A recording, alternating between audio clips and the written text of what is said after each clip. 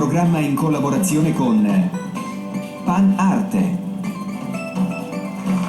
Allora, siccome stanno arrivando i primi messaggi e uno mi scrive: bravissimi tutti, tu Calambra sei sempre più bella, vabbè grazie, ma scusate, che cosa hanno fatto di male i suonatori dei gruppi che non vengono inquadrati quasi mai? Una vostra ammiratrice da Dorgali. Allora, intanto non è che non vengono inquadrati quasi mai, è che quando suonano col gruppo folk naturalmente è il ballo che ha un pochino e fa da protagonista. Però adesso facciamo una cosa, intanto inquadriamo Ireneo Massidda, così salutiamo il suonatore, accompagnatore del prossimo ballo, maestro di fisarmonica. Ireneo, adesso ti facciamo fare proprio dei bei primi piani, così i nostri telespettatori saranno contenti che anche il suonatore, che è fondamentale, quindi per noi è assolutamente importantissimo. Ireneo accompagna il gruppo folk Fontaneolia di Sydney, quindi benvenuti ai componenti. E qui l'applauso arriva proprio giusto,